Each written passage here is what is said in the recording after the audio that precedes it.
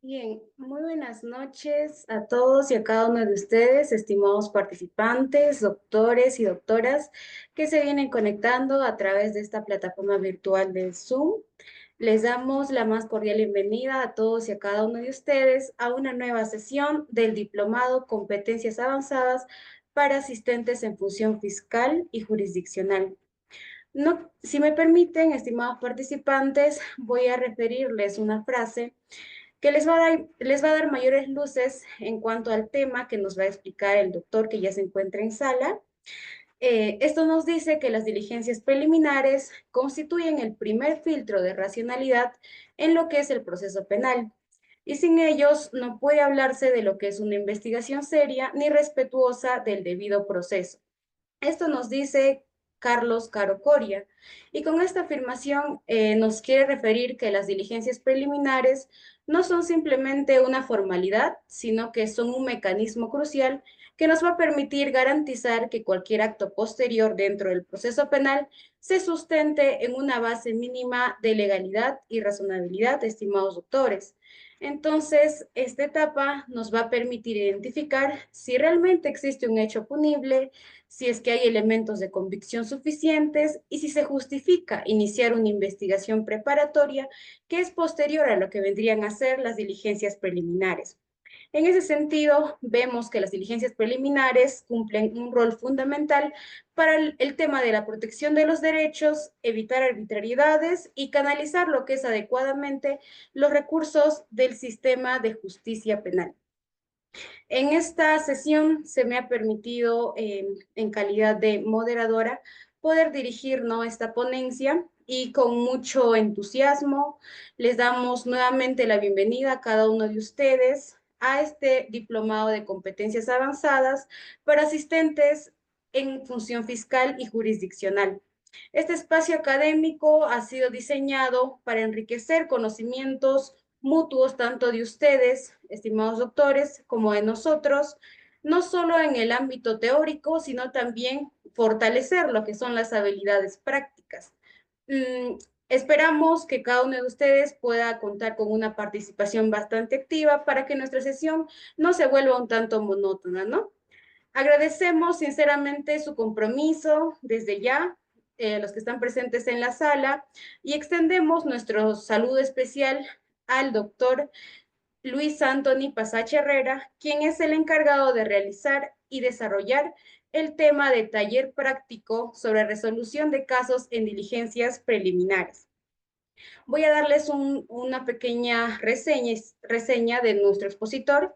Él es abogado por la Universidad Nacional Pedro Ruiz Gallo, tiene una maestría en Derecho Penal y Ciencias Criminológicas por la Universidad Nacional de Trujillo, tiene formación en educación con énfasis en literatura y lengua.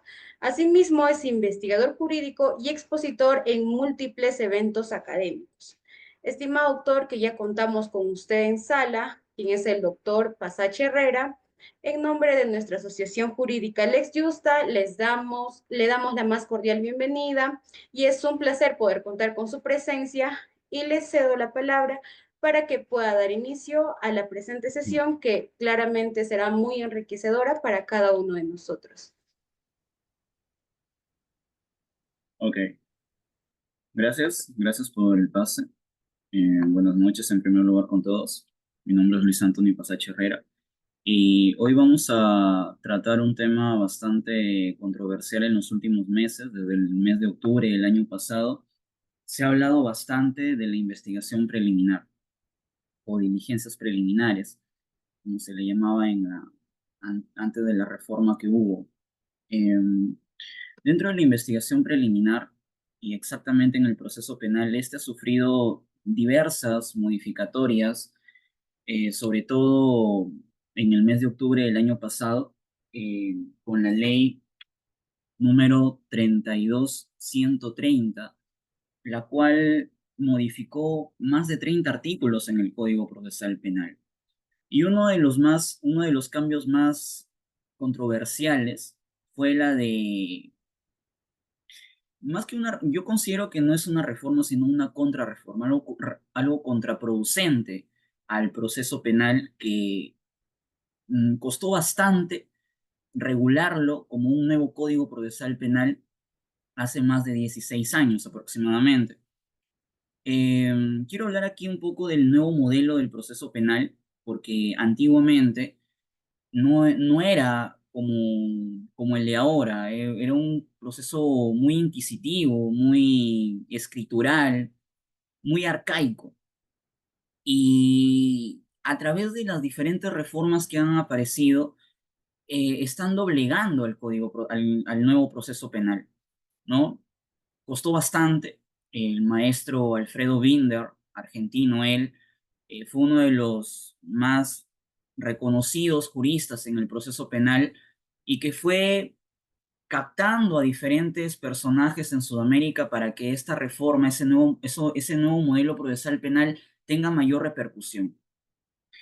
Estuve averiguando en el derecho comparado y en Colombia o en Chile no hay este tipo de cambios tan radicales, y a lo que me refiero específicamente a que en octubre el Congreso decidió de forma rara que la policía fuese el encargado de llevar a cabo las diligencias preliminares y no el fiscal, y el fiscal sea un asesor jurídico o un conductor jurídico o un orientador, como quieran llamarlo. Y realmente esto es bastante extraño porque realmente las personas capacitadas, las personas que son aptas para poder entender el delito, los elementos del delito, para poder entender cuáles son los presupuestos de la extinción de la acción penal, para idear desde el momento en que uno conoce el delito, saber cuáles son las causas de justificación, cuáles son las causas de tipicidad, cuáles son los elementos de la tipicidad, los elementos descriptivos, los elementos normativos. Claramente, el encargado de saber todo ello es un abogado y más aún un especialista en derecho penal. Y aún así, las personas que se dedican al derecho penal siempre están en constante capacitación y en constante actualización. No así un policía, ¿no? Un policía no tiene esa capacidad, así como viceversa un abogado o un fiscal no tiene la capacidad de campo que tuviera uno de criminalística o un agente PNP.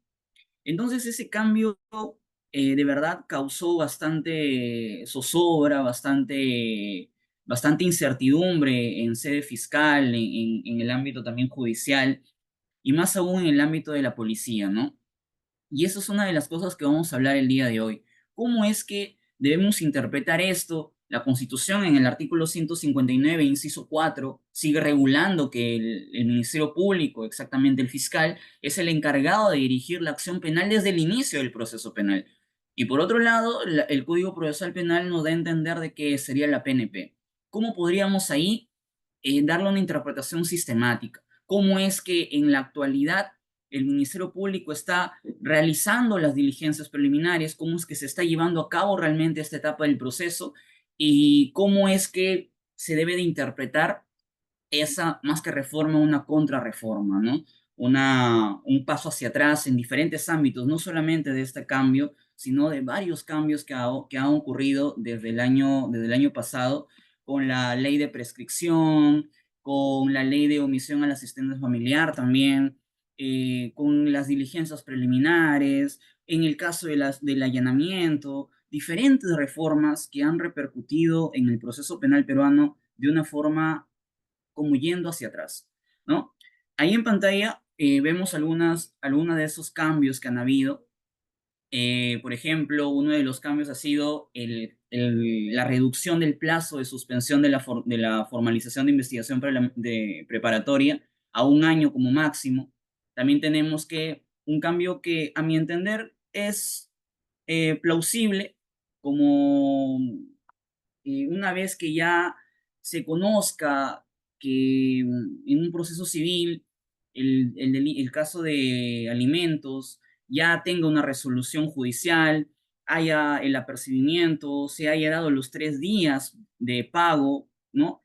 Y se le haya notificado, pasa a fiscalía y este inmediatamente ni siquiera hace ninguna diligencia, sino le da de taquito al juzgado, al juez penal, para que incoe proceso penal de forma inmediata. Esa es a mi entender, es una reforma plausible porque los beneficiados vendrían a ser aquí los alimentistas, los demandantes, ¿no? Menores de edad, que en teoría vendría a ser correcto, ¿no? Siempre y cuando esa resolución en sede judicial haya sido notificada. Si no, no se cumpliría con el requisito de procedibilidad y se archivaría liminarmente hasta que se notifique de forma debida y reinicie el caso en vía penal, y ahí sí podríamos incoar el proceso de omisión al asistente familiar.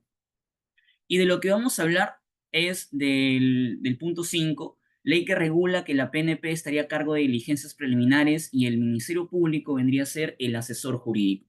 En el punto 4 he colocado ahí que también dentro de los cambios es que no se podría conocer de hechos delictivos antes o cometidos antes del 1 de julio de 2002. O sea, todos los acontecimientos delictivos, todos los hechos con carácter punible no podrían ser conocidos y si están siendo conocidos o procesados debería de culminar el proceso. Porque supuestamente el cambio o la ratificación del Convenio de Viena o la convención del tratado o la ratificación del Tratado de Guerra de Viena también, que el Perú suscribió, es después del año 2002 y a partir de ahí debería ser, debería de contabilizarse o debería de conocerse los casos. Es decir, todos los acontecimientos y todos los hechos que ocurrieron antes del 2002 son jurídicamente irreconocibles, ¿no? Y esto evidentemente trae a colación lo que la Corte Interamericana de Derechos Humanos ha dicho en diferentes jurisprudencias, en diferentes pronunciamientos, que los casos donde se atente lesa humanidad, delitos que atenten o actos que atenten de forma grave a los derechos humanos, cuando se haya dado amnistía, indulto o algún beneficio penitenciario y que hayan ocasionado graves vulneraciones a derechos humanos, eso está prohibido. ¿En qué casos ha dicho esto la Corte Interamericana? En el caso Barrios Altos versus Perú, en el caso Almonacid versus Chile en el año 2006. ¿Y por qué digo esto? Porque cuando estamos en universidad, siempre nos dicen el control difuso y el control concentrado. Y nada más, nos quedamos ahí. Pero no entendemos que hay otro tipo de control. Y este control se llama el control de convencionalidad, que da a entender que la Corte Interamericana o los pronunciamientos de la Corte y también la Convención Americana son vinculantes al orden jurídico interno de los países que han suscrito no solo la competencia de la Corte Interamericana, sino también a la Convención Americana de Derechos Humanos. Es decir, todo lo que diga la Corte Interamericana y todo lo que refiere a la Convención son interpretados deberían de ser interpretados en teoría, ¿no? En el ordenamiento jurídico interno de todos los países que han suscrito esos instrumentos que he mencionado. Entonces, el punto 4 es totalmente sacado de pelos, es inaudito lo que hicieron el año pasado. Y el punto 5 que aparece en pantalla es lo que vamos a tratar el día de hoy. Esto lo menciono de una forma muy escueta, como para dar una introducción a que no solamente es el único cambio, porque eh, hay, si ustedes revisan, compran un código penal actualizado con un código penal del 2023 o inicio del 2024, y van a ver cambios muy notorios.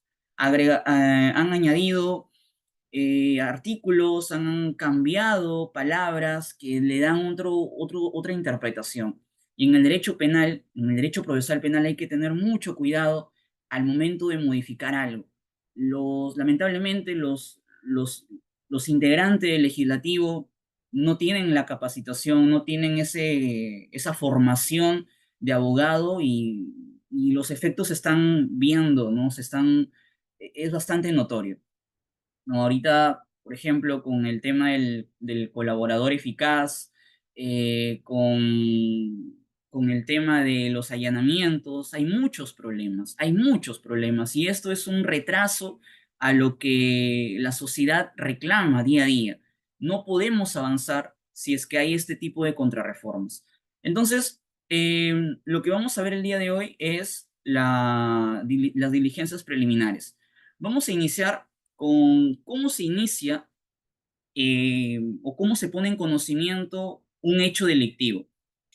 En el artículo 60 aparece que la acción penal va a llegar a conocimiento del fiscal o de la PNP de diferentes maneras. Un proceso penal puede iniciarse de diferentes maneras. A través de una denuncia, puede ser de oficio. La PNP, ahorita con esta reforma, la PNP puede iniciar una investigación de oficio, y ya no solo el Ministerio Público.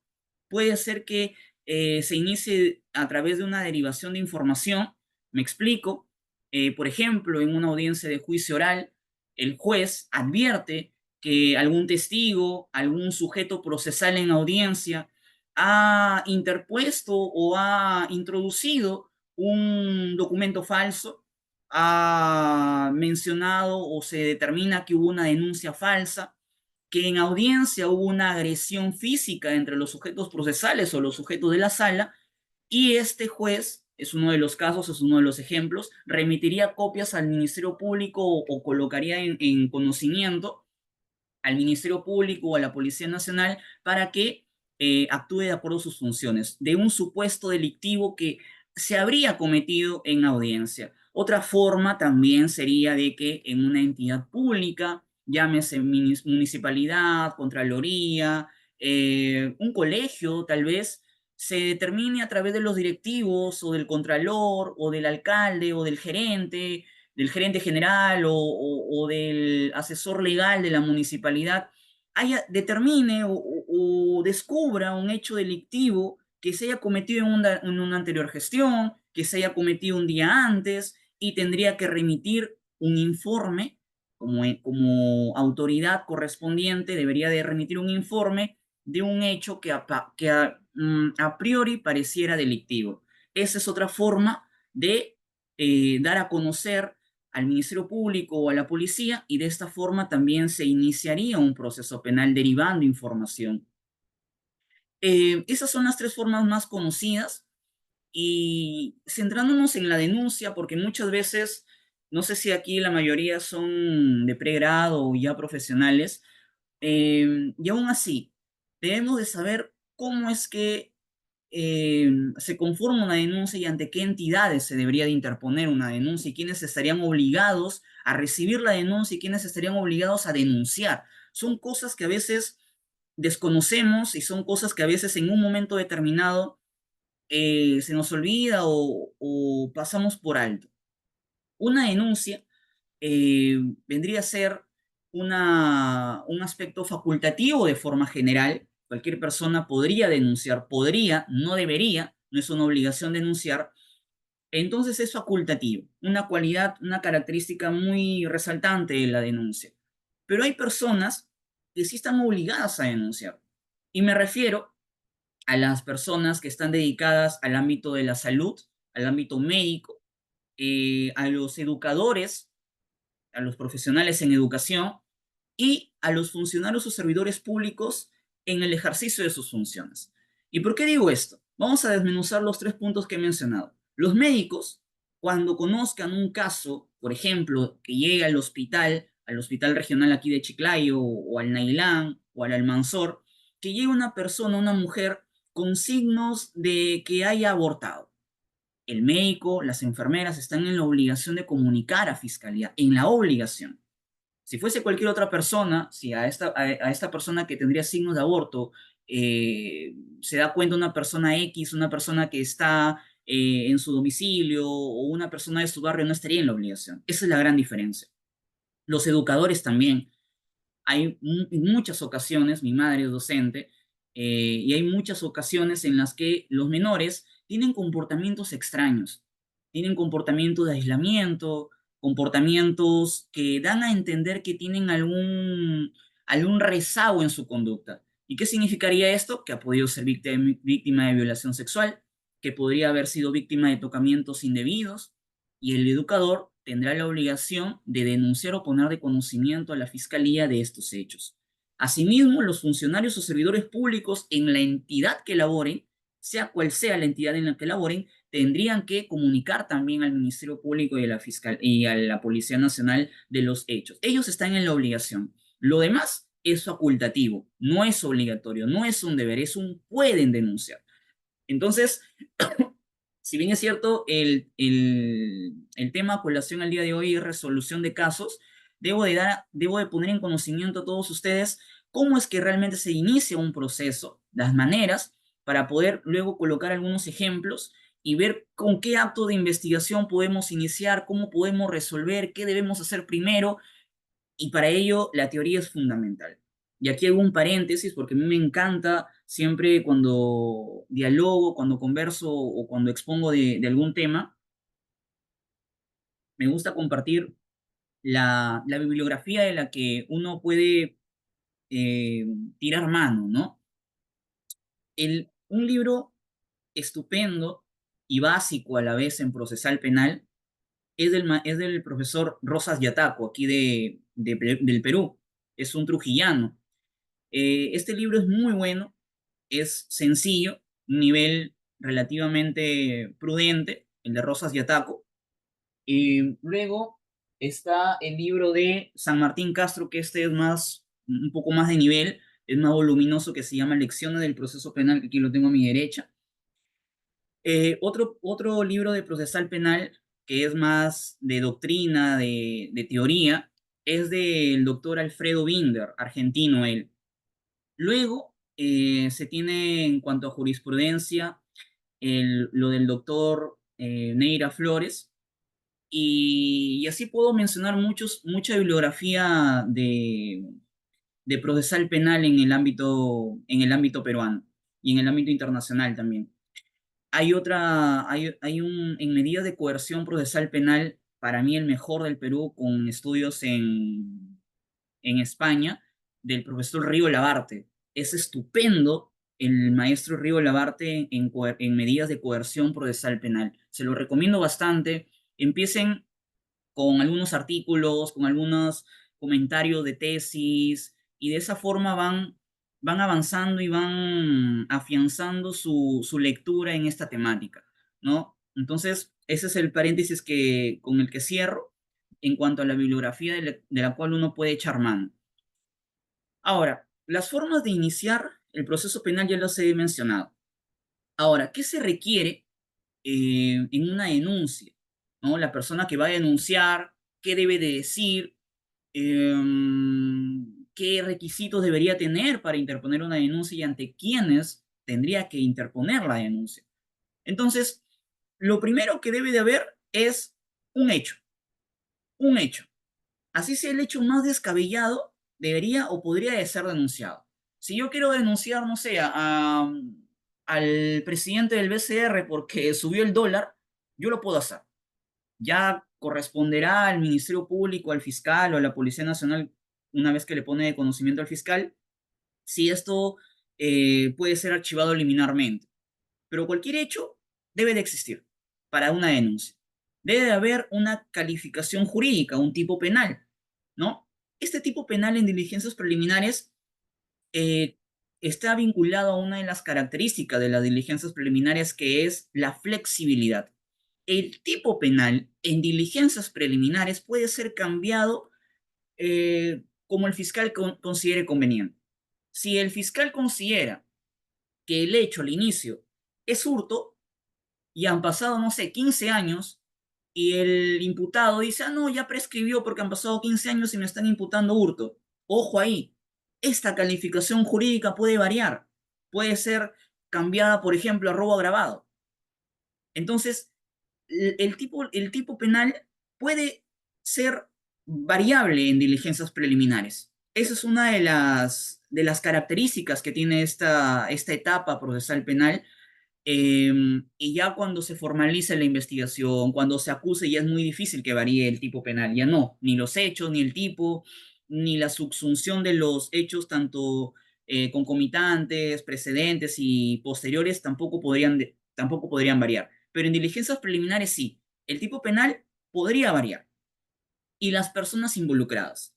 No es obligatorio en sede de diligencias preliminares individualizar al imputado.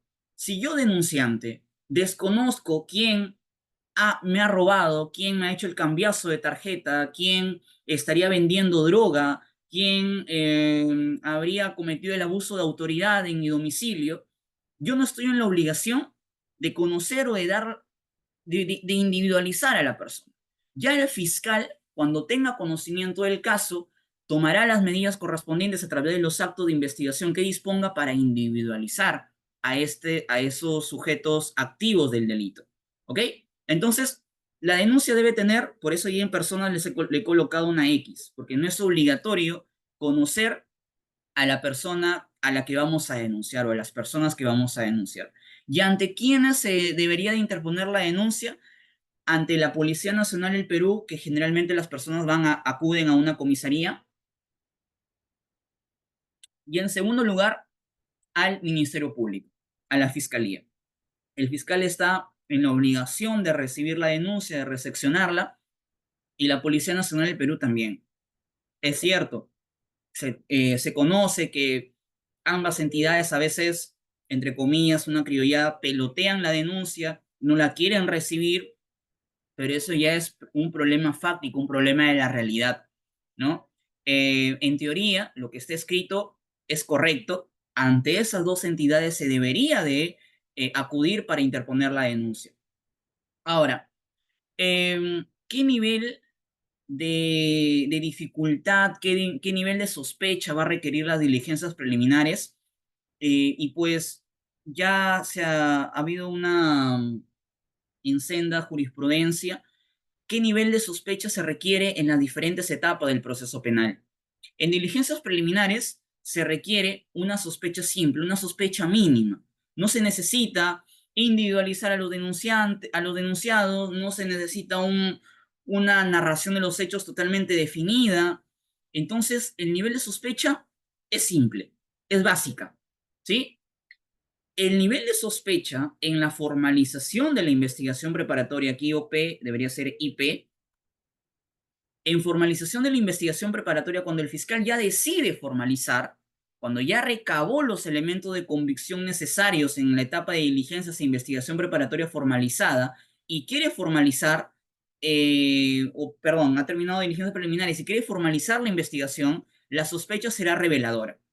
Cuando ya recabó los elementos de convicción, tanto en diligencias preliminares, en investigación preparatoria formalizada, y decide acusar porque no encuentra elementos para sobreseer el caso, la sospecha será una sospecha suficiente. Ya va con algo más concreto. Para solicitar la prisión preventiva, que es una medida de coerción procesal penal regulada en el 259 del Código Procesal Penal, la sospecha tendría que ser grave y con sus requisitos que está reconocido en el Código Procesal Penal. Los graves y fundados elementos de convicción, la prognosis de la pena, el peligro de fuga y el peligro de obstaculización, la proporcionalidad de la medida y la duración de la medida. ¿No? Esos 5 elementos, 3 reconocidos en el código y 2 jurisprudencialmente, la sospecha tendría que ser grave, ¿no? Y aquí también hubo una reforma. Hasta el año pasado se podía solicitar prisión preventiva cuando el quantum de la pena en los delitos superaba los 4 años. Ahora solamente los delitos que superen los 5 años, a partir de ahí se puede solicitar prisión preventiva. Es uno de los tantos cambios que hubo. Es relativamente correcto porque, sinceramente, en la práctica, Fiscalía eh, pide cualquier cosa en cuanto a medidas de coerción. Yo trabajo en Fiscalía, pero no me, no me obstruyo, no me limita a hacer algunas críticas, ¿no? Hay a veces casos en los que ni siquiera hay peligro de fuga, está todos los arraigos y aún así se pide prisión preventiva de una forma, de una forma inaudita, la verdad. Y por eso en el penal están totalmente hacinados. Hay un aforo, por decir, de 3.000 y actualmente hay más de 4.000 internos en el establecimiento penitenciario de Pixi, lo que da a entender que hay una sobrepoblación y sobre todo hay una solicitud de prisión preventiva de parte de Fiscalía bastante alta. Y según estadísticas, tanto del INPE dan a entender que el 70% de los presos preventivos, es decir, los que están con prisión preventiva, salen rápido porque ni siquiera deberían de estar ahí con prisión preventiva, el 70%. Entonces, da a entender que hay una mala práctica tanto a nivel fiscal como a nivel judicial, ¿no? Porque si el hecho de que Fiscalía pida alguna medida de coerción procesal penal, eso no significa inmediatamente que el Poder Judicial dé, porque es un requerimiento ante el Poder Judicial. Y ya si el Poder Judicial acepta o dispone la imposición de una medida como la de la prisión preventiva, también está, por ese lado, también está actuando mal, ¿no? Porque es el último filtro. El primer filtro es Fiscalía. El segundo filtro es el Poder Judicial. Y si ya el Poder Judicial determina que sí existe cuando no debería de existir, por los dos bandos están actuando de una forma irregular, ¿no? Entonces, esos son los niveles de sospecha con los que se debería de iniciar el proceso penal en diligencias preliminares. Algo importante también es de cómo es que en el despacho fiscal se llega a conocer un caso, una denuncia, un hecho delictivo. En el supuesto de que la denuncia, el denunciante interponga su denuncia ante fiscalía, el fiscal va a decirle al encargado de mesa de partes, recepciona la denuncia. El encargado de mesa de partes va a redactar la denuncia, va a escuchar a la persona, al denunciante, y una vez que ya denunció, una vez que se le hace firmar el acta de denuncia verbal, este asistente, porque aquí estamos en un curso de asistentes en función fiscales, un curso de asistentes administrativos también, será el asistente a través del sistema de gestión fiscal, ¿ya? El sistema de gestión fiscal, el conocido SGF, va a ingresar el caso, genera el caso, el número de caso, el número de carpeta fiscal, y una vez que genera el caso, tiene que darle cuenta al fiscal provincial de que ya se generó el caso, la denuncia, ya se generó, ya existe un número de carpeta fiscal. El fiscal va a decirle, ah, ya, ok, ya lo has ingresado, está genial, agraviado, imputado, el delito, el supuesto delito que se va a imputar, desígnale al doctor X. Ya, entonces, en el mismo sistema de gestión fiscal, como ya está ingresado el caso, hay un apartado que se llama asignar caso y es en ese segmento del sistema de gestión fiscal donde se va a designar al fiscal el caso que ingresó. Entonces, de esa manera, en fiscalía se decide qué fiscal va a conocer el caso. ¿Ok? Es una forma aleatoria, sí, es una forma aleatoria porque el fiscal o la fiscal provincial decidirá. ¿Y cómo es que decide? A ver, hay un fiscal provincial y dos adjuntos, por decir, en el segundo despacho de la Fiscalía Corporativa de Chiclayo. Hay un fiscal provincial y dos adjuntos. Entonces, la fiscal provincial determina, allá, el doctor X tiene 30 casos, el doctor Y tiene 33 casos y yo tengo 31 casos. Quien tiene menos casos es el doctor X. Entonces, démosle a él para que todo esté en correlación no solamente con la producción que tengan los fiscales, sino también con la carga procesal. Es una manera proporcionada de designar las carpetas fiscales a los doctores, a los fiscales encargados, y de esa manera llega el caso al fiscal responsable. ¿Ok? La calificación. Cuando digo calificación, es que cuando ya el caso, la carpeta fiscal, llega a manos del fiscal, el fiscal antes de decidir va a calificar el caso, va a determinar, oye, aquí no está individualizada la persona, pero estamos ante un caso de abuso de autoridad. En este caso de abuso de autoridad ha sido o ha ocurrido en el domicilio ubicado en calle San Juan 451. Los policías han ingresado, em, los policías han ingresado y los hijos del agraviado han grabado los hechos. Hay un acta de detención.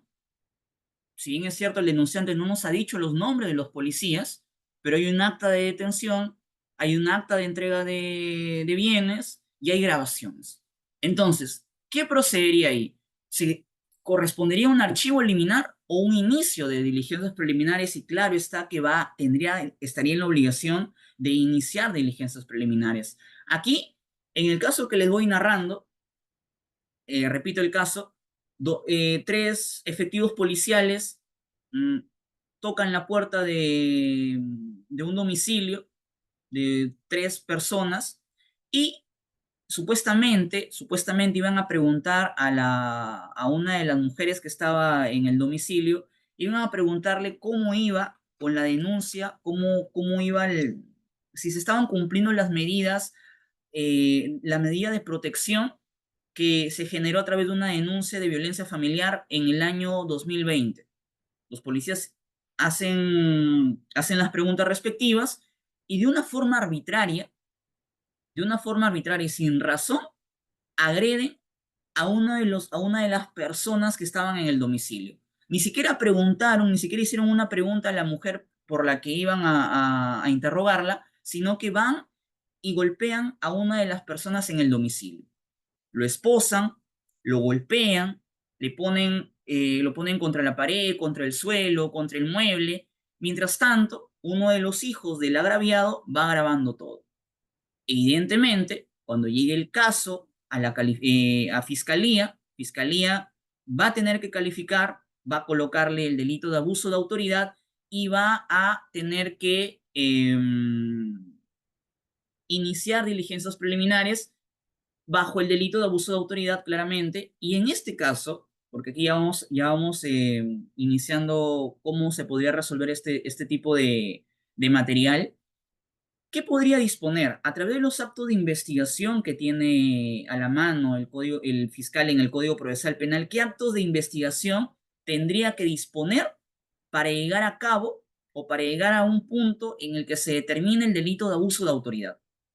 Primero, lo que debemos entender, y es por ello que la policía no está en la capacidad y no está en la aptitud, con P, no está en la aptitud de conocer estos casos, porque de plano no tiene la capacitación o la formación de un abogado. ¿Ok? Entonces, lo que se tendría que disponer es, primero, si realmente estas personas que ingresaron son policías. Porque si no son policías, no se cometería el delito de abuso de autoridad, se cometería otro delito, pero no el de abuso de autoridad. Entonces, el primer trabajo, la primera finalidad del fiscal es determinar si son policías o no son policías. Si no, lo reconduzco al tipo penal. Entonces, ese es el primer punto. ¿Y cómo se determinaría esto? Pues evidentemente solicitando un informe a la supuesta comisaría donde estos personajes o donde estos sujetos activos estarían laborando, tendrían que colocar en la disposición, ¿no? Ofíciese al director de la comisaría, César Yatas, a fin de que remita la información debidamente detallada y documentada sobre lo siguiente: sobre la detención ocurrida el día 7 de mayo del 2020. Uno, los nombres completos de los efectivos policiales que intervinieron a la persona, al agraviado X, el día 7 de mayo del 2020.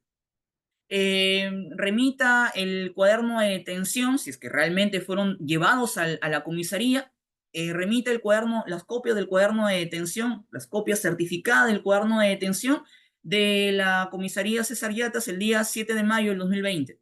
Entonces, de esa manera, vamos a saber si realmente la persona agraviada y los familiares fueron efectivamente violentadas por policías o efectivos policiales.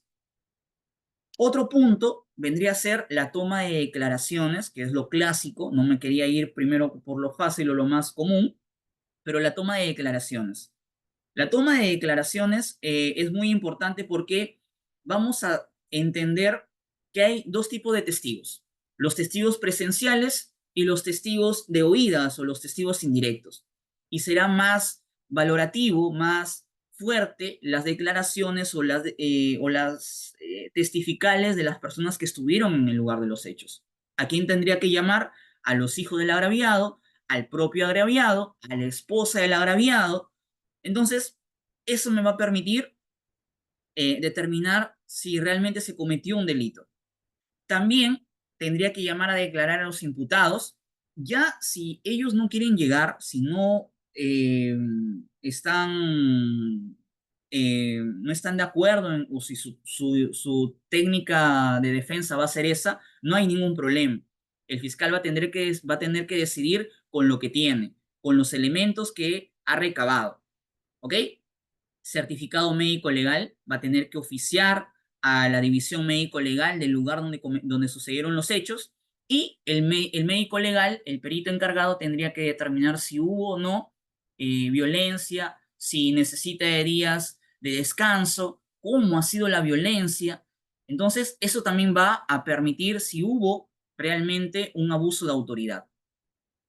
Recabar eh, los videos, esto es indispensable si es que hay videos, y si el caso fuese los típicos cambiazo de tarjeta que ocurren que ocurría en el pasaje Boyque aquí en Chiclayo, el pasaje Boyque tenía antes una, una puerta, un callejón donde había muchos cajeros y ahí había muchos cambiazos los fines de semana, todos los fines de semana, porque cuando llega el lunes, las corporativas de Chiclayo tienen o reciben infinidad de denuncias de cambiazo de tarjeta, porque los fines de semana los bancos no tienen un agente de seguridad en los cajeros. Entonces, las personas agraviadas generalmente confían, lamentablemente, a pesar de que se les informa confían en una persona que se les acerca y ahí ocurre ese cambiazo de tarjeta. Colocan, estos delincuentes lo que hacen es colocar un dispositivo o una grabadora o una cámara muy pequeña en los cajeros y van grabando lo que vas apuntando. Y al momento de cambiarte la tarjeta, ya el dispositivo que ingresaron en los cajeros ha captado lo que la persona agraviada ingresó, tanto su clave como su DNI. Y al momento de hacerle el cambiazo, al momento de acercarse, esta persona agraviada desconoce quién ha sido la persona que se acercó. Al momento de ir a denunciar, no conozco, no sé quién ha sido. Y aquí ocurre el problema que ya felizmente se está desarraigando aquí en Chiclayo, porque los fiscales, ¿qué es lo que hacían? Ah, no hay individualización del imputado, archivo. Archivo, archivo, archivo. Te robaban, te hacían el cambiazo de tarjeta de unos 15.000 soles y para fiscalía era archivo porque no estaba individualizado el, no estaba individualizado el imputado. Entonces, cuando ya el fiscal chocaba contra una persona con educación, con una persona que no admitía ese archivo, interponía, a través de su abogado, interponía el recurso de elevación de actuados, mal llamado recurso de queja. No es recurso de queja, el Código Procesal Penal y realmente la doctrina incluso de impugnación se reclama que se le debe de llamar el recurso de elevación de actuados. Entonces, se interpone el recurso de elevación de actuados, el fiscal superior dispone, generalmente lo que hacía es revocar el archivo en estos casos y colocaba en un supuesto todos los actos de investigación que debería de haber hecho el fiscal y no lo hizo y estaría ya en la obligación de hacerlo. Como que, primero, oficiar el banco correspondiente sobre la información de los movimientos bancarios, las cámaras de seguridad, si es un banco privado mejor, las cámaras de seguridad de la fecha 6 de septiembre del 2021, desde las 5 de la tarde hasta las 6 de la tarde. Y de esa manera ya el fiscal tenía más elementos para poder recabar y poder reconducir su investigación. Entonces, no es que el hecho de que no veas a una persona, no lo individualices y vayas a denunciar el caso, ya no, por el hecho de que no tengas individualizada a la persona imputada, el fiscal debería de archivarlo de plano, cuando no es así. No es así. En el momento en que uno denuncia, debe de dar realmente los mayores detalles para que el fiscal tenga al menos un panorama más visible de lo que va a hacer. Si tú sabes que en ese lugar hay cámaras, puedes decir, ahí hay cámaras. Si tú sabes que ocurrió un hecho en donde hubo gente, pues llamar a esas personas o mencionarlas en la denuncia para que Fiscalía llame a esas personas a declarar. Los fiscales, o en realidad el Ministerio Público cuenta con un sistema de acceso a una información muy detallada. Si tú das un nombre, así sea con un nombre o un apellido, ya el fiscal en su sistema, en su SEA, puede acceder a la ficha RENIEC de la persona que tú estás dando, que tú estás poniendo en conocimiento. Y ahí vas a saber el nombre, el domicilio de la persona, dónde vive, obviamente, su nombre completo, su DNI, y se le notifica para que venga a declarar. Entonces, esas son una de las tantas de los actos de investigación que puede disponer el fiscal encargado responsable del caso. Un caso también en los que, a ver, antes de continuar con algunos otros ejemplos, quiero continuar con una explicación, porque aquí, de acuerdo a de acuerdo a la modificatoria que tuvo el año pasado, o que realizó el Congreso el año pasado, tenemos lo siguiente. Supuestamente, desde el año pasado, quien es el encargado o la institución encargada de llevar a cabo las diligencias preliminares sería la Policía Nacional, ¿verdad? Eso es lo que tanto la prensa o los medios de comunicación en general nos han hecho entender, ¿cierto? Voy a explicar aquí lo que se está practicando, lo que se está realizando en la realidad y cómo es que de verdad se debe de interpretar esto. Yo ya he dicho que los profesionales encargados o los capacitados para ya en su mente hacerse la idea de los elementos normativos, de los elementos descriptivos, del sujeto activo, del sujeto pasivo, de la conducta, de la imputación objetiva, de la imputación subjetiva, cómo determinar el dolo, cómo determinar los tipos de dolo, el dolo directo, el dolo indirecto, el dolo eventual, la culpa consciente, la culpa inconsciente, no va a ser un policía, pues. En la vida va a ser un policía. Es como que le dieras la facultad de las diligencias preliminares a cualquier otro profesional que no sea un abogado. Jamás otro profesional, así viceversa, un abogado no estaría capacitado para, a los abogados, a los estudiantes de derecho, no nos enseñan qué pesquisa deberíamos de hacer en un delito de extorsión, por ejemplo, en un delito de crimen organizado, las pesquisas que debería de hacer y que lo hace el policía. Un abogado o un fiscal de despacho no lo podría hacer. Entonces, en lugar de confrontar a estas instituciones, se debió mantener lo que mencionaba el Código Procesal Penal como el binomio perfecto entre policía y Ministerio Público. El Ministerio Público debe de dirigir la investigación. Él es el encargado de disponer los actos de investigación para que Policía Nacional del Perú coadyuve a esa investigación. Miren lo que dice el Código Procesal de Chile. Por ejemplo, en el artículo 77 del Código Procesal chileno menciona facultades del fiscal. Los fiscales ejercerán y sustentarán la acción penal pública en la forma prevista por la ley. El fiscal es el encargado de la acción penal pública y con ese propósito practicarán todas las diligencias que fueren conducentes bajo el principio de objetividad y sujeción a la ley orgánica y la Constitución. De plano, no hay ninguna contrariedad a que el fiscal es el encargado de ejercer la acción penal.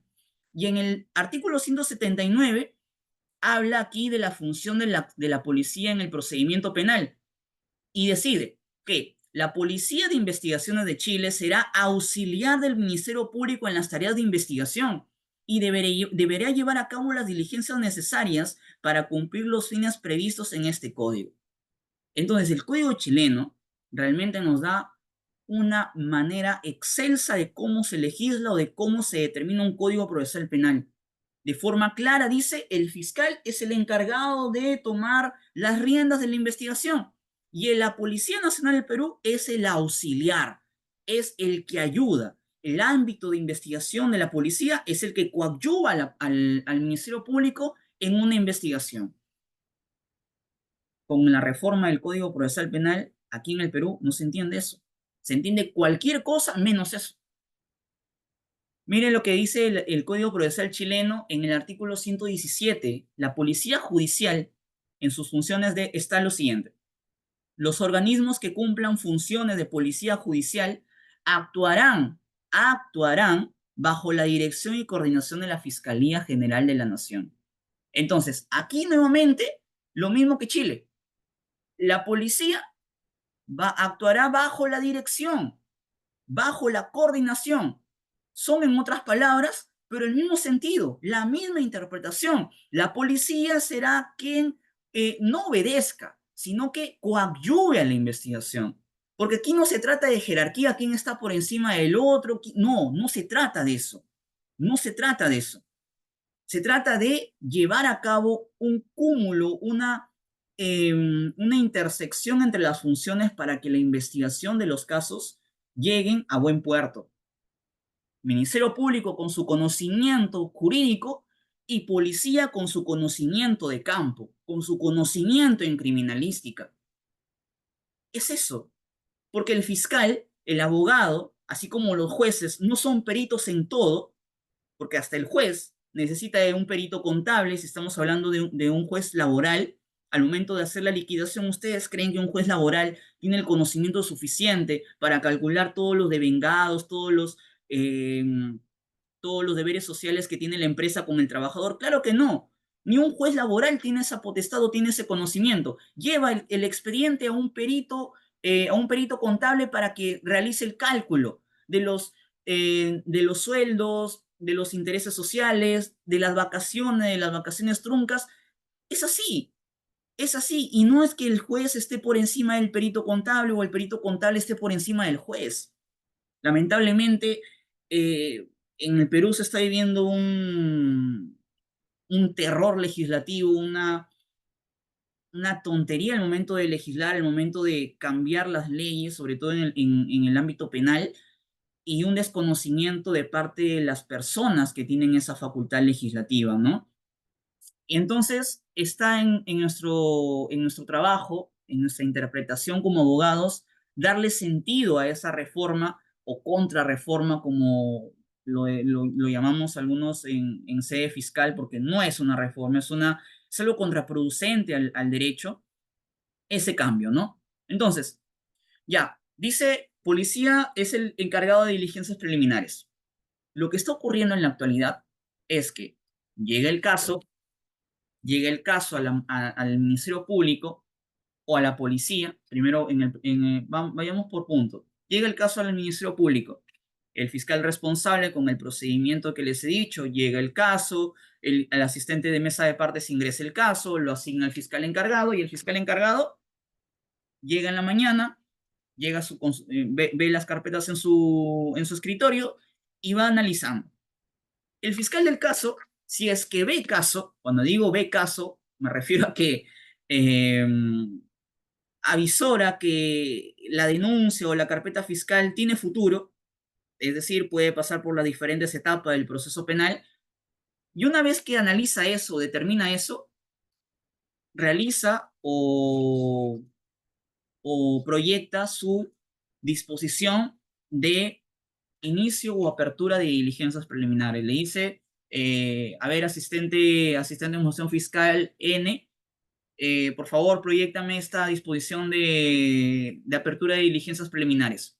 Con esa disposición de apertura de diligencias preliminares, inicia en sede fiscal el proceso penal. Con esa disposición, ¿ok?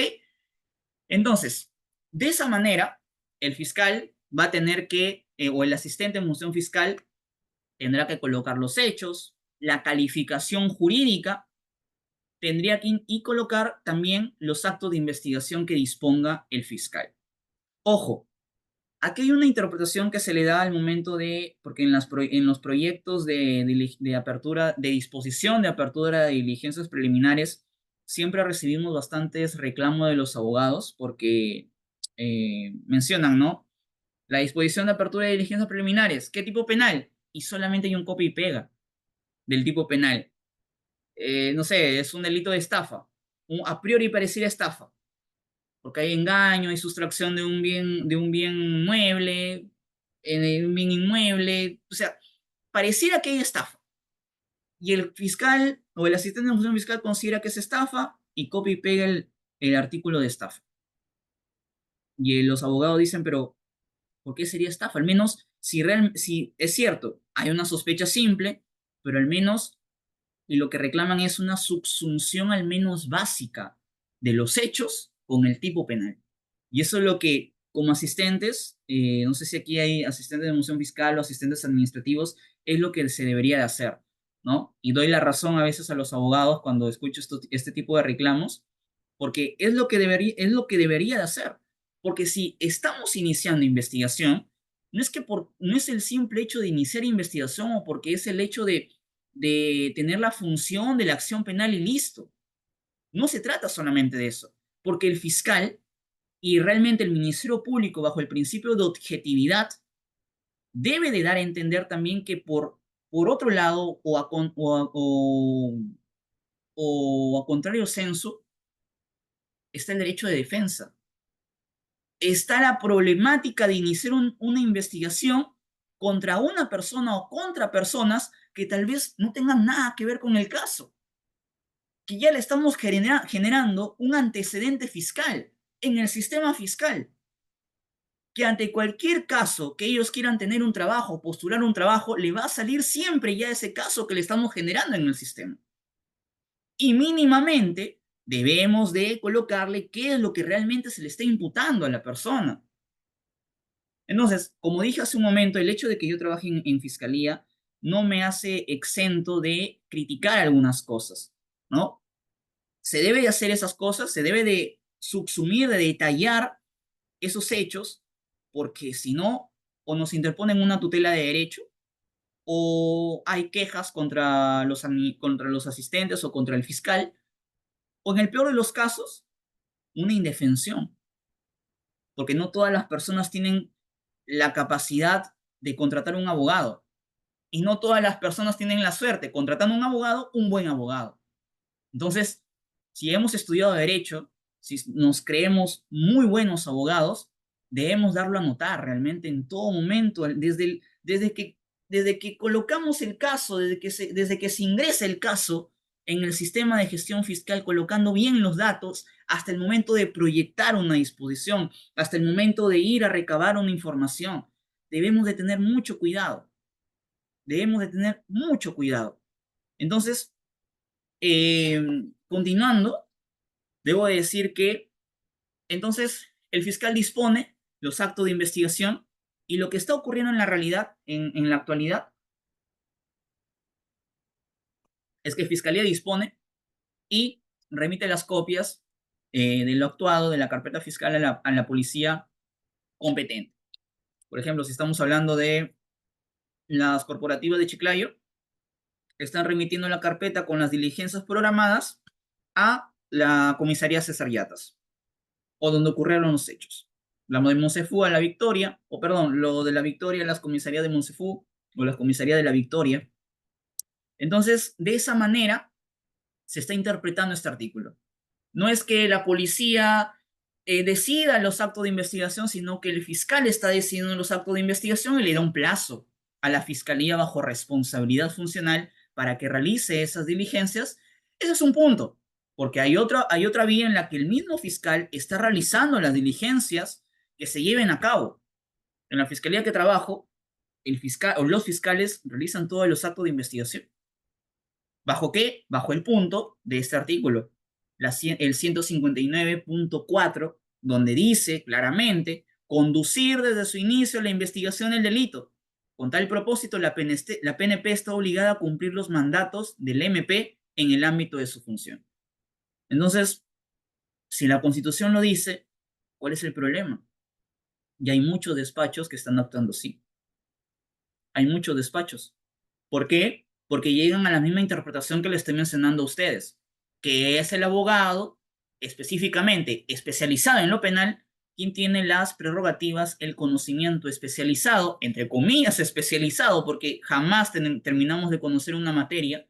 Por ejemplo, si ustedes quieren saber de derecho penal, tienen que ir a la parte general, a la parte procesal penal, a la ejecución penal, a lo penal en lo adolescente.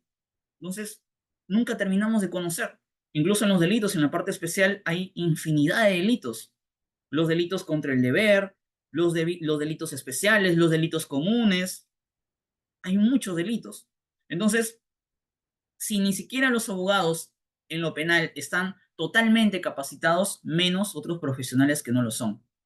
Es por ello que se determina que sigue siendo el Ministerio Público quien conduce la investigación y no es solamente un asesor jurídico, como lo dice el Código Procesal Penal, ¿no? De una forma, hasta creo yo, un poco despectiva de la verdadera función que tienen los fiscales, ¿no?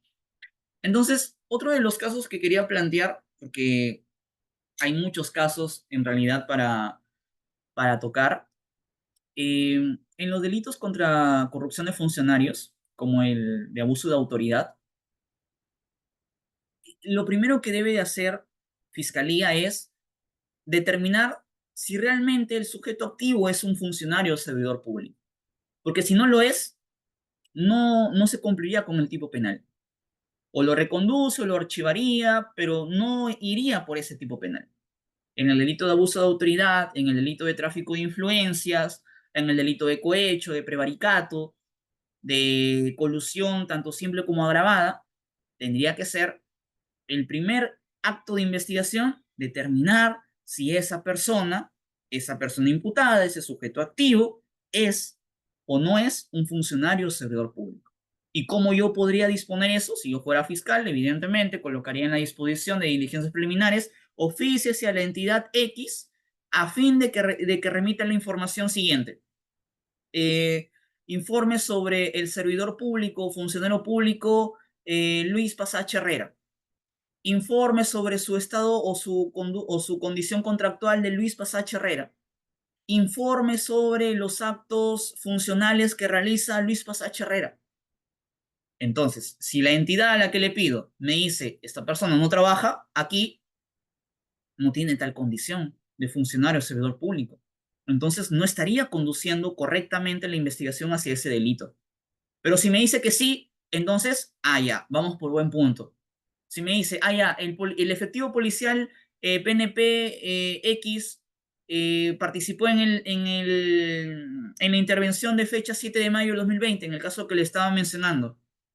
Entonces, sí estuvo ahí. Entonces, las grabaciones corresponden a la persona que sí estuvo ahí. Lo que veo en la grabación condice con lo que el agraviado menciona, entonces tengo futuro con el caso. Y de esa manera, con los actos de investigación que me propone o que me da el Código Procesal Penal, puedo conducir correctamente el caso. Ahora, llevándolo a contraposición con una defensa, con un abogado, si el abogado ve que el caso está prosperando, ve que su patrocinado se siente un poco acorralado, y yo como abogado veo eso, pero veo algunos detalles que fallan en la fiscalía. Por ejemplo, se le pasó el plazo, no notificaron debidamente, se me ocurre también una vulneración a algún derecho de mi imputado, de mi patrocinado, perdón, que no le acceden a las copias, no nos permiten el acceso a las copias de la carpeta, no nos permiten la lectura de la carpeta, no hay una debida notificación, como les he dicho, dispone el certificado médico legal del agraviado, pero no han dispuesto el certificado médico de mi patrocinado. Eh, Veo que hay una vulneración de derechos. Podría interponer una tutela de derechos regulado en el artículo 71 del Código Procesal Penal, por ejemplo. Podría interponer un control de plazo, porque realmente, y esto es lo que más nos caen en fiscalía, los controles de plazo. ¿Por qué? Porque, a ver, y eso que estoy hablando de una corporativa. Vayamos a un caso de crimen organizado, porque tuve la oportunidad en el año 2023 de trabajar en Trujillo en una fiscalía de crimen organizado en La Libertad. Y ahí pude ver que cada carpeta, o sea, cada fiscal tenía seis carpetas, 6 casos, pero cada caso contenía mínimo unos 30 tomos, cada carpeta, y en cada carpeta, en cada caso, había mínimo 30 imputados, 30 involucrados en La Libertad. Imagínense, estimados oyentes, compañeros o colegas, que en cada carpeta hayan 30 imputados, lo que significa que mínimamente van a haber unos 10 o 15 abogados en cada carpeta, en cada carpeta. ¿Y contra quiénes? Esos 15 abogados contra un fiscal adjunto o un fiscal provincial y un asistente de función fiscal. y habían 6 o 7 casos por cada fiscal. Entonces, ese es uno de los grandes problemas del sistema de justicia. El problema de personal, el problema de logística, el problema de capacidad en el tema de acaparar tantas cosas y no es fácil, pues, no es fácil. Y a partir de ahí es donde vemos muchas veces liberados muchas personas que deberían de estar con prisión preventiva, que deberían de estar en detención, pero salen libres por algún defecto del trabajo fiscal. Y muchas veces no es porque se quiera hacer eso, no es por intención, sino es por una falta de logística. Aquí va otra crítica de que la Fiscalía de la Nación a través de la aceptación, porque según la Constitución, la Fiscalía de la Nación propone un pliego de presupuesto al Congreso y el Congreso es quien acepta. De verdad, debería de haber más dinero hacia la Fiscalía, porque así, con el personal carente que se cuenta la Fiscalía en todos los departamentos del Perú, no se abastece, no se abastece. Y es la verdad. Desde afuera es fácil criticar, pero desde adentro uno que conoce el ambiente, conoce las cosas, no es sencillo. No es sencillo. En Trujillo eh, habían operativos, participé en un par de operativos de madrugada y incluso ya se habían hecho todos los actos de investigación necesarios, todo el recabo de levantamiento del secreto de las comunicaciones, el secreto bancario, que es otra de los actos de investigación que se pueden hacer, siempre con el requerimiento hacia el Poder Judicial, porque el fiscal no puede levantar, levantar secreto de comunicaciones o bancarios sin el permiso del Poder Judicial, jamás podría hacer eso. Entonces, algunas veces daba la casualidad que de un momento a otro, ya cuando estaba el operativo para hacerse, las personas investigadas un día antes ya no estaban. ¿Por qué? No se sabe por qué. Y ese era otra traba, otra piedra en el camino para Fiscalía. El fiscal ya tenía todo listo, tenían los asistentes, incluso como es un gran operativo, traían fiscales de Chiclayo, fiscales de Piura, para poder coadyuvar, porque no eran 5, no eran 6 investigados, eran 20, 30, tenían que traer a otros fiscales de otros departamentos. ¿Y qué? Un día antes, unas horas antes, las personas involucradas desaparecían de los domicilios de los cuales ya estaban localizados, ¿no? Los puntos, como se les llamaba ahí. Y ese es otro problema. Ese es otro problema con el cual tiene que convivir el Ministerio Público. Dentro de un caso de crimen organizado, lo que se debe de hacer es, primero, eh, al momento de detectar las organizaciones criminales, lo primero que debe hacer el fiscal es determinar las personas para que nos brinden información. Lo que se conoce, puede conocerse como colaboradores, y de plano, sin notificar todavía a las personas involucradas, el fiscal va haciendo su caso, va averiguando, va averiguando. Puede levantar el secreto de las comunicaciones, puede levantar el secreto bancario, y a través del secreto de las comunicaciones, cuando caen las conversaciones en el despacho fiscal y el asistente empieza a transcribir y a escuchar todos los audios, el fiscal ya sabe qué va a hacer. Lo que cae de Maduro es el allanamiento y deserraje. Programa allanamiento y deserraje y a partir de ahí es otro cantar. Caen todos los agentes policiales con la fiscalía en los diferentes domicilios donde debería estar. Ah, ojo, en el requerimiento de allanamiento y de cerraje, no es que en cualquier momento el allanamiento dura todas las horas que quieran, no. En el requerimiento de allanamiento debe de estar consignado los domicilios a los cuales van a acudir, el tiempo que va a durar esa diligencia y a qué hora podría ser la diligencia. O sea, debe de estar muy bien determinado. También otra de las cosas es la videovigilancia. Puede disponer la videovigilancia. Y con ayuda de la Policía Nacional del Perú, los efectivos policiales van trayéndonos los informes correspondientes.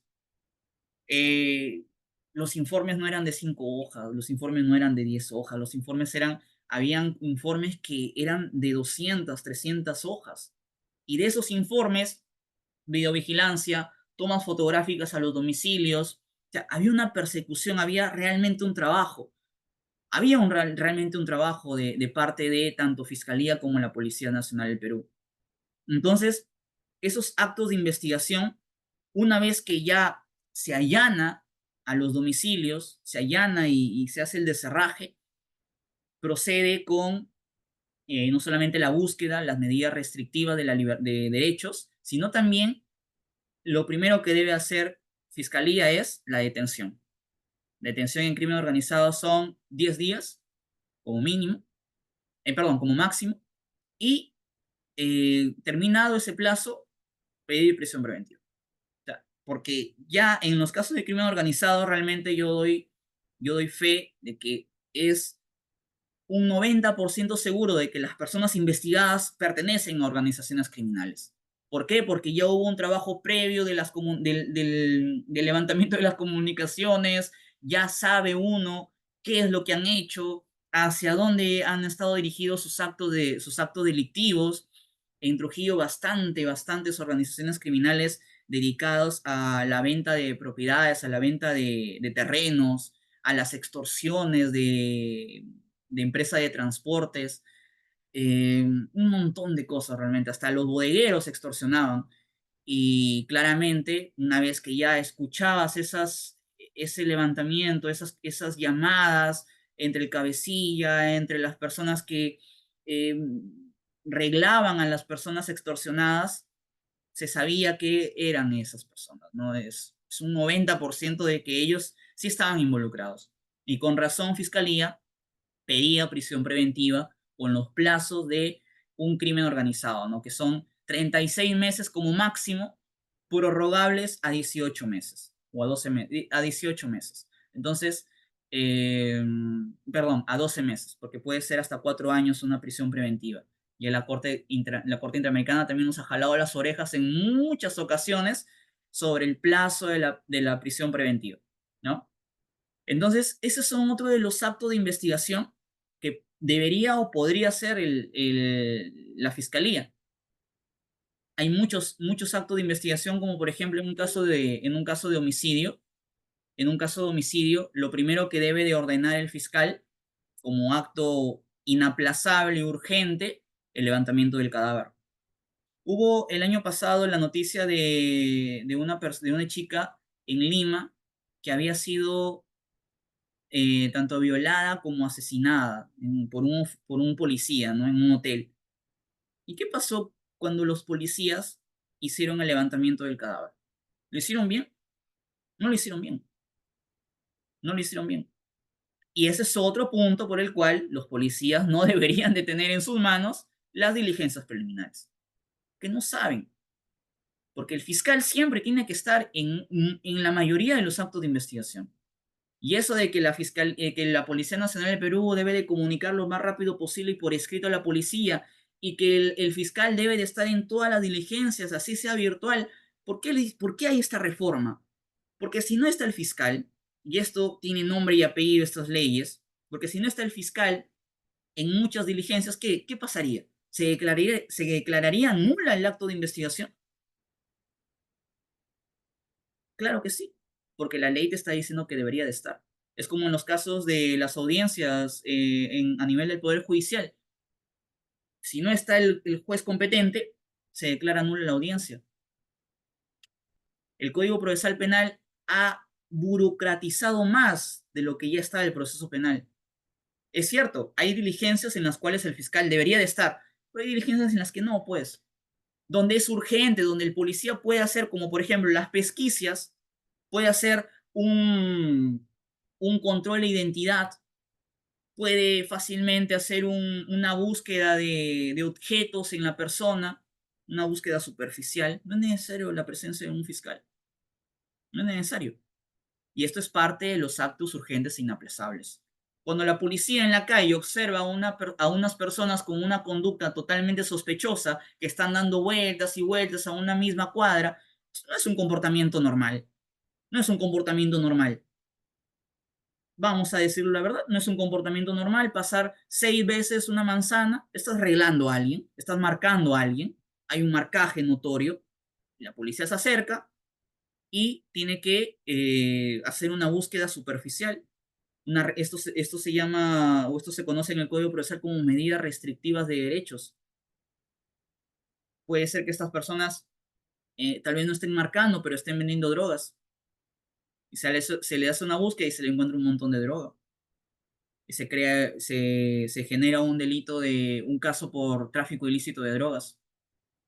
Y en los tráficos de ilícito de drogas, esto es en flagrancia, le estoy mencionando flagrancia, pero cuando ya se sabe de un lugar, como se le llama en la jerga de los delincuentes, un sobre. Los sobres son los lugares donde se organizan.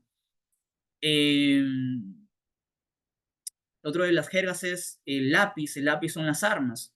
Entonces, las personas que están siendo investigadas, lo mismo, Fiscalía va a tener que ordenar el allanamiento, va a tener que realizar el deserraje de esa vivienda y aquí las técnicas de investigación cambian al momento de que ya se determina la cantidad de droga, la cantidad de dinero que se encuentra, se va a tener que hacer el pesaje de la droga y aquí nuevamente Fiscalía muchas veces comete tonterías. Y de verdad, comete tonterías porque o la policía también, junto con la policía, porque pesan la droga con toda la envoltura.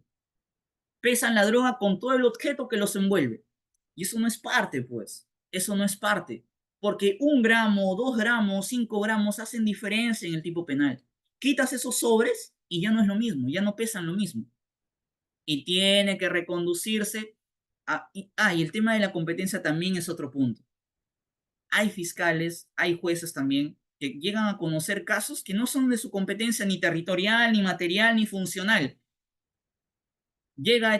Sigue avanzando el caso, llega un buen abogado que detecta eso, se tira al tacho el caso, porque interpone una excepción de competencia y listo. Chao caso, chao caso. Por más que se tenga todos los elementos de convicción, chao caso, porque no es competente, porque no es competente. Y así hay muchos casos. Eh, por ejemplo, en los casos de omisión a la asistencia familiar o de expedición libre del cheque, donde hay un requisito de procedibilidad para que continúe la investigación. ¿Qué pasa aquí? Por ejemplo, en los casos de omisión a la asistencia familiar, por punto a punto, ¿qué se necesita? Se necesita que haya o exista una resolución judicial en lo civil y diga, ¿no? Resolución número 53.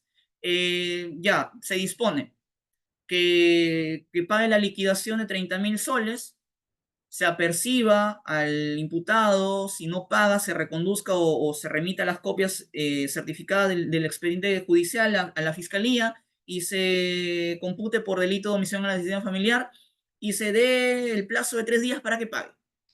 Ya, está la resolución.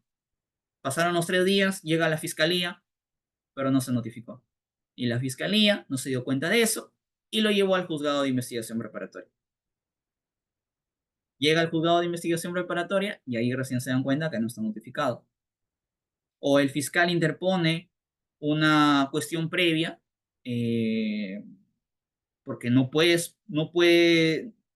un medio de defensa la cuestión previa, no puede seguir con la investigación cuando falta un requisito de procedibilidad. Entonces, reserva, reserva el caso, archívalo provisionalmente hasta que de verdad lo notifiques a mi patrocinado, pues. ¿Cómo puedes seguir con el caso si yo no tuve conocimiento de eso? Esas fallas, aunque suenen tontas, aunque suenen fuera de foco en profesionales, sucede mucho. Sucede mucho. Entonces, eh, ya para culminar, porque vamos más de 1 hora y media, creo. eh, Quiero terminar diciendo algunas características de la investigación preparatoria.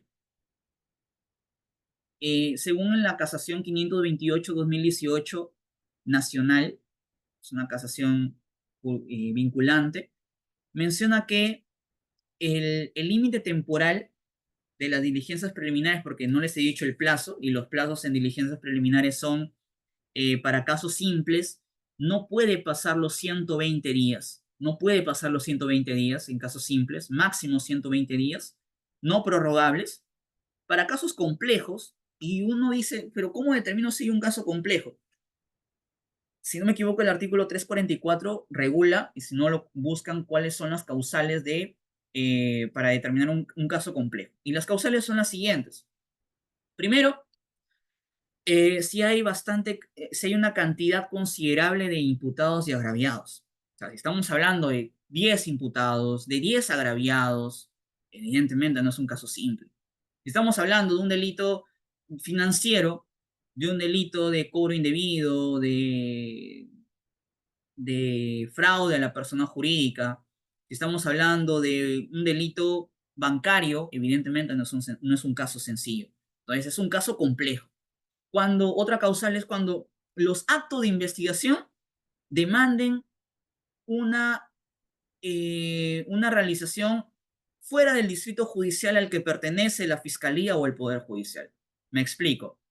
Si yo, fiscalía de Chiclayo, eh, no cuento en los casos de delito de tortura, eh, aquí en Chiclayo no se cuenta con la realización de una pericia antropológica basada, porque así lo exige. Un delito de, a ver, es para que me entiendan, un delito de tortura se comete y lo puede cometer cualquier persona o un funcionario o servidor público cuando vulnere la dignidad de la persona, cuando se le infrinja tratos crueles, inhumanos, y eso está reconocido en el artículo, si no me equivoco, 325 o 324 del Código Penal. Entonces, los actos de investigación en los delitos de lesa humanidad son muy especiales. No es que, como lesiones, hay una pericia nada más, un examen médico legal y ya, sale el resultado. No, en delito de tortura es muy, muy, muy especial. Se tiene que remitir, como acto de investigación debe de haber un examen médico legal bajo los parámetros de el protocolo de Estambul. Y acá Chiclayo no cuenta con eso. Entonces, lo tiene que realizar el distrito de Lima, el departamento de Lima. Medicina Legal de Lima realiza eso y evidentemente no estamos ante un caso simple, pues es un caso complejo. Cuando más aún si hay varias personas torturadas, hay varias personas involucradas como sujetos activos, evidentemente es un caso complejo. Es decir, cuando los actos de investigación salen del radar del distrito judicial o pueden ser realizadas en el extranjero. El caso Odebrecht, por ejemplo, es un delito sumamente complejo. Hasta es de crimen organizado, ¿no? Es de crimen organizado. Entonces, ese es una de los puntos por los cuales se puede considerar como caso complejo. También por la conducta procesal de los sujetos procesales. Si está constantemente interponiendo excepciones, si está interponiendo medios de defensa totalmente inservibles de manera natural, se dilata el proceso, se dilata el plazo y no permite al fiscal realizar correctamente su trabajo. Es un caso tedioso. Y en los casos complejos, el plazo en diligencias preliminares puede ser hasta 8 meses no prorrogables. Y en los casos de crimen, puede ser hasta 36 meses no prorrogables. Hasta 36. No necesariamente vas a llevar a los 16, a los 36. No necesariamente vas a llegar a los 8 meses. No necesariamente vas a llegar a los 120 días. Sino que hasta, hasta ese tiempo. ¿Ok? Y bueno, eh, dentro de las características de diligencias preliminares es que es flexible, no es jurisdiccional, no tiene carácter jurisdiccional, es netamente fiscal, es netamente de campo, y las medidas de restricción generalmente se piden como permiso se pide al Poder Judicial. ¿Ok? Hay medidas que no se va a necesitar el permiso del juez, no se va a necesitar muchas veces, simplemente una confirmatoria del fiscal. Por ejemplo, en los casos de incautación, se va a necesitar la confirmación del juez. En los casos, por ejemplo, de una búsqueda superficial de objetos o una búsqueda personal, el policía lo puede hacer normal, sin ningún problema. Entonces, otra característica dentro de las diligencias preliminares es que los actos son urgentes e inaplazables y la investigación es reservada. Cuando yo digo reservada, me refiero a que no cualquier persona puede conocer el caso, ¿sí? ¿Por qué? Porque hay de por medio, y sobre todo si estamos hablando de un delito de violación sexual, un delito donde la esencia del caso esté ligada a la intimidad de una persona, por ejemplo, un delito de discriminación por la índole de sexo o de orientación sexual. Evidentemente hay una esfera íntima que proteger. Por lo tanto, las investigaciones son reservadas. Son reservadas. ¿Por qué? Porque desde ya que se den cuenta o sepan que hay una denuncia, que hay un patrullero afuera de una casa, y estás generando una estigmatización. Así no tengas nada que ver, ya está, ya ocurre una estigmatización, ya ocurre una zozobra en la sociedad, ya no te tratan igual, así es el Perú. Entonces, lo mínimo que puede hacer el Estado es garantizar que las investigaciones, por lo menos, sean reservadas y no vulneren la intimidad de las personas y tampoco su esfera personal, ¿no? Porque no olvidemos que quienes están involucrados en procesos, muchas veces llevan 1000 casos a una corporativa. De esos 1000 casos, 300 son archivados liminarmente. Liminarmente, ni siquiera se apertura diligencias preliminares. Entonces, no siempre un procesado, un investigado, un imputado o un denunciado tiene realmente la responsabilidad de, el- de lo que de lo que se está denunciando e investigando, ¿no? También es importante acotar, ya para ir terminando, es importante acotar que para conocer de la parte general del proceso penal, debes de saber los principios. Los principios y la parte general es muy importante, porque yo no puedo investigar un delito si yo no sé los elementos del tipo de un delito, los elementos normativos, descriptivos, el sujeto activo, el sujeto pasivo, la relación causal, la imputación objetiva, la imputación subjetiva, el dolo, la culpa, los tipos de dolo, los tipos de culpa. Se necesita saber. Se necesita saber los tipos de pena. ¿Qué pena qué pena puedo pedir al juez como fiscal? ¿Qué pena puedo pedir? ¿Pena privativa de libertad? ¿Pena restrictiva de libertad? ¿Pena limitativa de derechos? ¿Pena multa? ¿Pena de servicio a la comunidad? ¿Prestación de servicio a la comunidad? ¿Prestación de días libres? ¿Qué pena puedo poner? ¿Qué pena puedo pedir?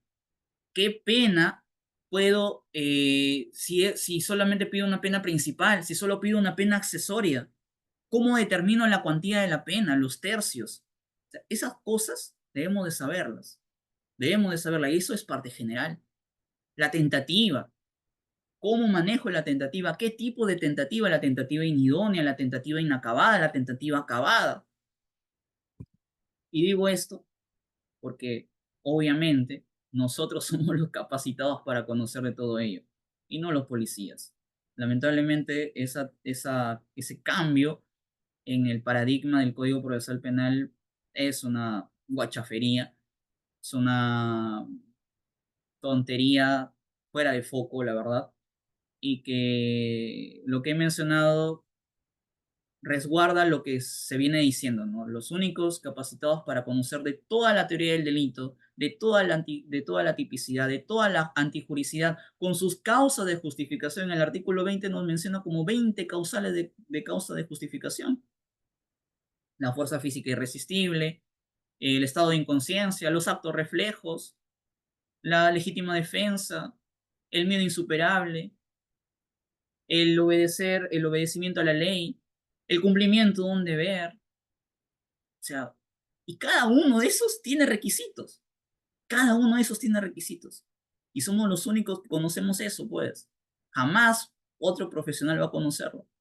La culpabilidad, la reprochabilidad, el conocimiento de la ilicitud, los principios de la parte general del derecho penal, la lesividad, cuando estamos ante un delito de lesión, cuando estamos ante un delito de peligro concreto, de peligro abstracto, los fines de la pena, los fines de la medida de seguridad. O sea, solamente nosotros lo sabemos, pues. Y los fines de la pena son la resocializadora, la preventiva y la protectora, según el artículo 9 del Código Penal, el título preliminar. Los fines de la medida de seguridad son la tutela, la curatela y la rehabilitación. Eso conoce un policía que muchas veces no hace bien, más bien ellos empiezan investigando y terminan siendo ellos los investigados. Los policías que en la actual sociedad, porque cuando yo trabajaba o hacía mis prácticas, perdón, en la corporativa de José Leonardo Ortiz, habían como 4 casos donde policías estaban siendo investigados por robo agravado. ¿Ellos de verdad tendrán la capacidad para llevar a cabo las diligencias preliminares? ¿En serio? Mucho cuidado con eso, mucho cuidado con eso. Entonces, espero que hayan comprendido algunos aspectos del, del tema de diligencias preliminares y recomendar que siempre lean tanto jurisprudencia, la ley la conozcan la ley, porque si es que quieren pertenecer a la administración pública, en los exámenes, para acceder a la administración pública, un 90% es conocimiento del código penal, procesal penal y de ejecución penal, el código de ética, la constitución, conocimiento al pie de la letra, conozcan la ley y sobre todo, más que la ley, conozcan la doctrina, interpreten, critiquen siempre. Y si pueden, lean un poco de la literatura que tiene que ver con estos temas, ¿no? Yo siempre considero que para que los jueces sepan realmente de lo que es imponer una pena, tengan que ir al menos una vez al mes al penal, para que sepan lo que es estar en un penal. Porque ya yo cada vez que voy al penal y me he ido ya una infinidad de veces, es horrible, ¿no? Y los jueces, los fiscales, hay muchos fiscales y hay muchos jueces que imponen o solicitan medidas de coerción hasta por las puras, ¿no? Tienes arraigo familiar, arraigo laboral, arraigo personal, arraigo comercial, tienes hasta más arraigo de lo que te pide la Corte Suprema y aún así te solicitan prisión preventiva, ¿no? Por delitos a veces absurdos, por delitos absurdos. Si es que en el OAF pudieran pedir prisión preventiva, lo pedirían, les aseguro que pedirían prisión preventiva por OAF. Si podrían pedir prisión preventiva por conducción en estado de ebriedad, la pedirían, porque a veces hasta irrita el nivel académico que tienen muchos fiscales eh, para imponer o querer algunas cosas, ¿no? Eh, si pueden, como dije, lean bastante de eso y de literatura bastante también. Hay obras magníficas en la literatura universal que tratan sobre estos problemas, como Crimen y Castigo de Dostoyevsky, El proceso de Frank Kafka, donde dan a entender los problemas a nivel literario de la justicia. Y de esta manera un poco como que nos podemos humanizar de estas cosas, ¿no? Entonces, doy gracias por la invitación. Espero que hayan entendido algunas cosas, que hayan quedado claro.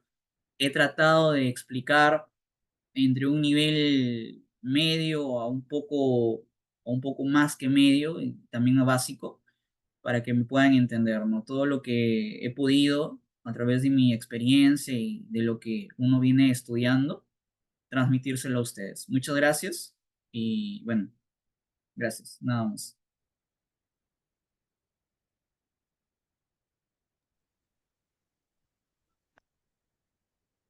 Bien, reiterarle nuestro saludo, estimado abogado Pasache Herrera. Fue una excelente exposición, la verdad, muy muy enriquecedora para cada uno de nosotros sobre el tema principalmente el rol del asistente en la fase preliminar de la investigación, ¿no? Eh, Dicho esto, vamos a abrir lo que es el espacio para el tema de las preguntas. Los presentes en la sala pueden escribir en el chat o solicitar la palabra levantando la mano virtualmente. Los que deseen hacer sus preguntas, por favor, escribirlo en el chat.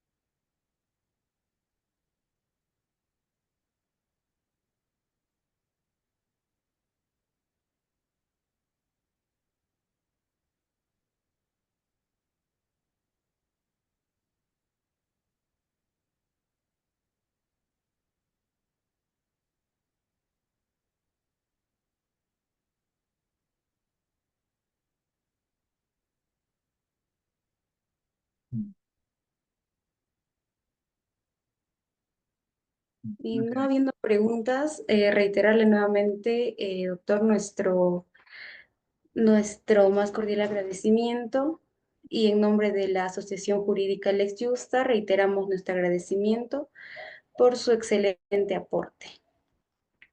Mm, Bien, si la parte técnica me puede ayudar, por favor, con el de mañana, por favor.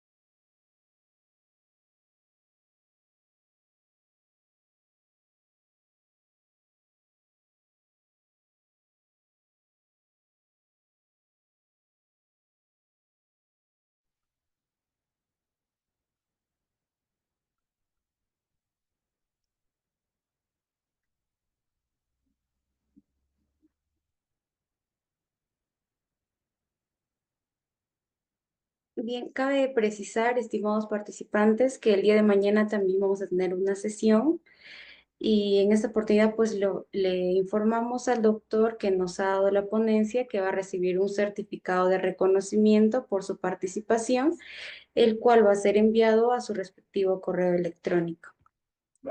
Si me pudieran ayudar, por favor, la parte técnica con la proyección del certificado.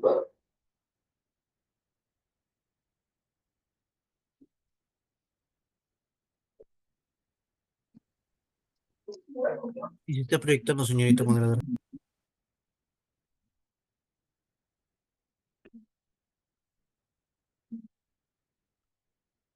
Doctora Tania, muy buenas noches. Sí está que se proyecta el certificado.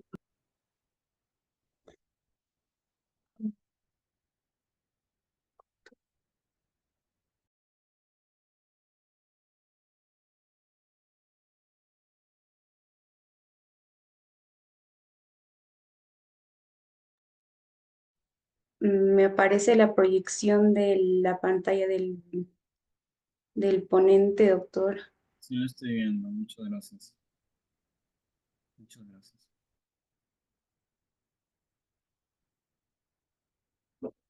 Bien, doctor, como le mencionaba, se va a remitir el certificado a su respectivo correo electrónico y esperamos contar con su participación también para posteriores ponencias. Asimismo, realizamos un agradecimiento especial al Ilustre Colegio de Abogados de Sullana por su constante colaboración en la organización y difusión de este programa informativo. Les agradecemos a todos y a cada uno de ustedes por ser partícipes de esta sesión y esperamos contar con su presencia en la sesión de mañana. Muchas gracias. Feliz noche.